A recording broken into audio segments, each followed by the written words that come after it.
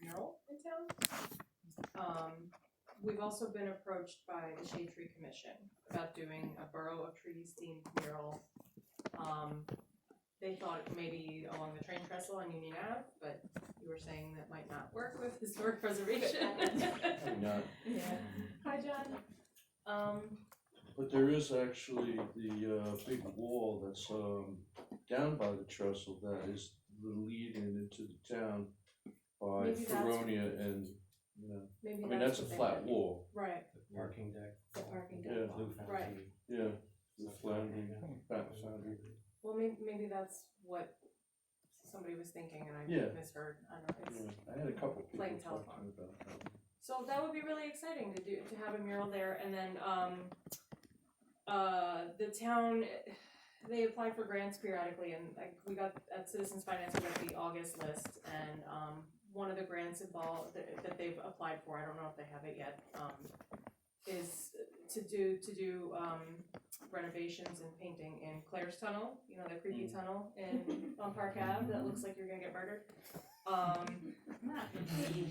That's too dark. A little bit, yeah. It's just too dark. It's very creepy. So I think It's that almost there. if we let me introduce who just walked in. So this is Riham El Sadani. She just did that amazing exhibition at the Williams Center. What was that, April, May? Yeah, it was I May. believe that was May. Yeah. That was May. Welcome. It's also your birthday. Happy birthday. Thank Thank you so Happy much for birthday. coming. And this is John from the Rutherford Arts Association. Thank you for coming. So yes, I would love to collaborate with you guys to do. I mean, I would So love. they are the visual arts committee? Yes, yes, I really want to rope you both in for the Visual Arts Committee and get cracking on these murals. So do you want to add to that? Do you have any thoughts, questions? Is there like any ideas? I mean, is there something structured towards the mural? Who's gonna paint it? What are we thinking? The students, or is it the residents of the Rutherford? I mean, anything that we have structured, or Well, We that's why we're here tonight. okay? I know Shade Tree wants the theme to be the Borough of Trees, which makes sense. But I think anything Rutherford themed, you know, would So fly. the committee would be making some of those decisions. I think so, yes. And I don't see, you know, maybe it's we're designing it and having students help paint it, residents help paint it. Does that make sense? Actually, yes, I think so. I think if the people here, participated, especially the students, they're gonna love it. They're gonna keep it. They're gonna take care of it. Yeah, It belongs to them and it relates. yeah, So I agree. I strongly believe it. That's better than having someone professional do the thing. So it's there. It's nice. That's it. Don't they have a lot of murals in Sleepwalkers? I know that the art teacher there, and so he might be good to speak to about how they do it, because they're all over the town. The Yeah. murals. Can you connect me? Yeah. I'd love to speak to them for sure. There are also some new murals in Hoboken Oh, that really? have gone up that have been done by a very skillful artist. I can put you in touch with him. Yes, absolutely. Great. One of my members, was technical city. She, a decent portion of her income now between that and book covers are those murals on either the sides of buildings or those electrical coverings and things like that too. Okay. So she would know the process of how to do it. And I'm sorry for walking late. I don't. No, That, was there anything discussed on how funds would be attained for it, or is that still another? The town has applied for a grant for Claire's Tunnel. I don't know if they've received it yet. Sometimes we get them, sometimes we don't. I don't know about the one by the train station, but that's my number one question. Who's gonna pay for the paint, the brushes, and all that? So.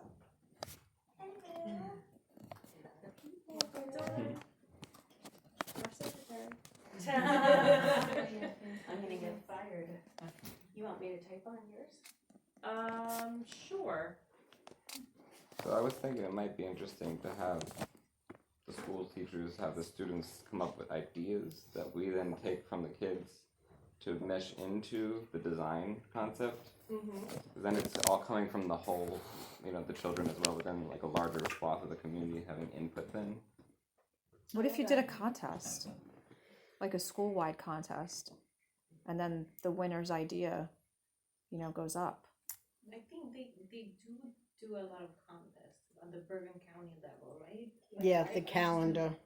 So I'd be more interested in doing like a participatory kind of process where like all of the ideas get somehow integrated. We had the experience at the Williams Center with Yes, with with people the from Montreal. American Dream. I'm looking to see if they use actually some of what the people, came up with, but They're painting the indoor ski slope with the American Dream Mall. on the outside though. The outside, yes. So they painted over that horrible facade. But they workshopped it in Rutherford. We all got to go and doodle and paint and draw weird stuff. And it was super fun. The kids had a blast. Because who mentioned it is important. Who mentioned that that there's people feel invested in the mural, so that they're not gonna go graffiti the next day. They can Yeah. always blame the kids from East Rutherford, right? But Oh. but the idea is that if it is our mural, then we will take care of it. So that would be a nice way. It's also the entrance, well, one of the entrances to the town. So I do like the idea of the board of trees, and it would be a good precedent to collaborate between all the town committees, so that to create goodwill. I don't know. Yeah, I think this is a great launching project. I'm so excited. I think it should be really curated finely, though. I think that's really Yeah. And, particularly if this, committee is ready to go on it. I love kids, great, wonderful, but not a bad thing to really direct them in a professional way. Because Absolutely. then they get the experience of actually doing it professionally. Jonathan, Peter, Yes. Can you? Sorry. But I guess the funding will determine the timeline of when this happens, right? But it's When good to winter is coming, we don't know what the weather's gonna be like. to design the process so that we are ready to go when the money comes. If the money comes, if not, we have to make it come somehow, right? Yes. Well, that's why we're fundraising. When we get a bank account. Perhaps it'd be a good idea to talk a little bit about the ideas that we had. I know last time we had a few ideas, but sort of on each committee, what kinds of things are we thinking that can be done? Yeah, I think so. So because the visual arts, we're starting with the murals, right? I have an order. I don't have internet, so I don't know if this is the original order that you have them, but the next committee is theater and film. Mm-hmm. And Captain America, just walked in. Perfect timing. So as welcome, usual. welcome, Sean. Thank you for coming. Thank you so much. Does everybody know Sean? I'm Sean. Sean manages the Center Cinemas at the Williams Center. And he has a lot of experience with crowdfunding and fundraising. Did you just hit play on the movie and came? Yes. You have 2 hours. Bringing popcorn. No popcorn. Next time. As far as crowdfunding goes, I've raised about $80,000 on Kickstarter and Indiegogo. We've also done some stuff with GoFundMe in the past. Basically, the key is to have a good video, have a good message, and then get a lot of people behind it and sharing it as much as possible. With something like the Williams Center, just the William Carlos Williams name I found carries a lot of weight.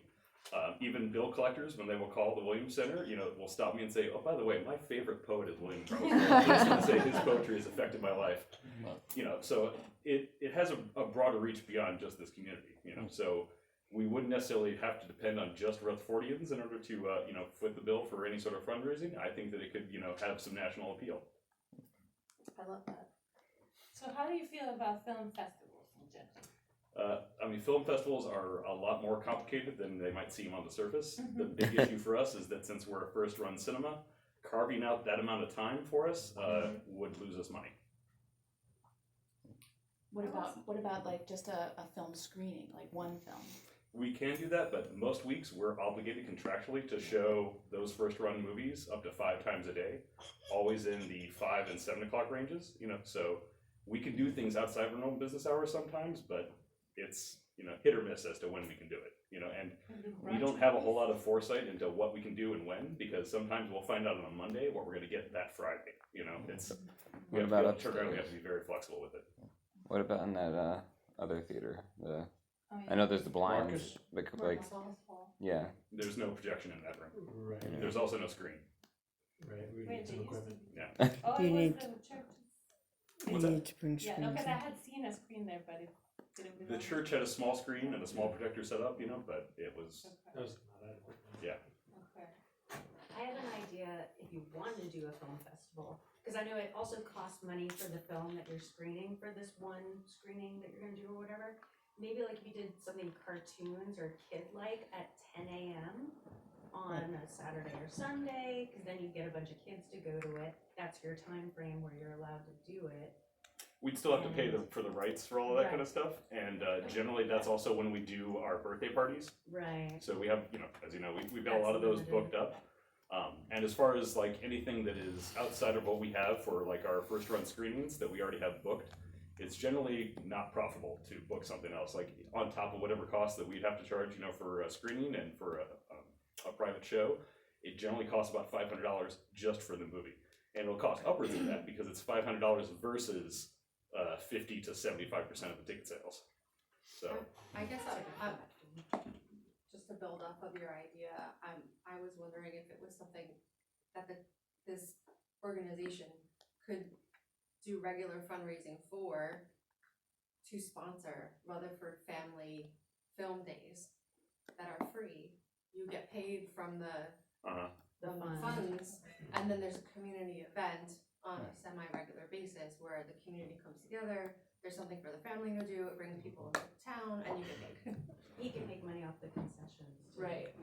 So the best way to do that would be to do it for a film that we already have, you know, because otherwise you're talking about $500 plus the percentage of the tickets, you know, like, you know, going, you know, so you would have to bring like 100 people in there to really just to break even.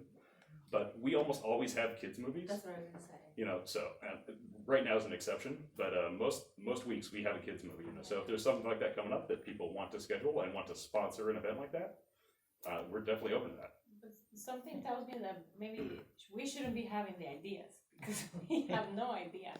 But if you have any idea of something that would be profitable, that would be community building, you can tell us. And this is the whole, you know, spirit of this council, that we want to support the arts happening and, you know, film.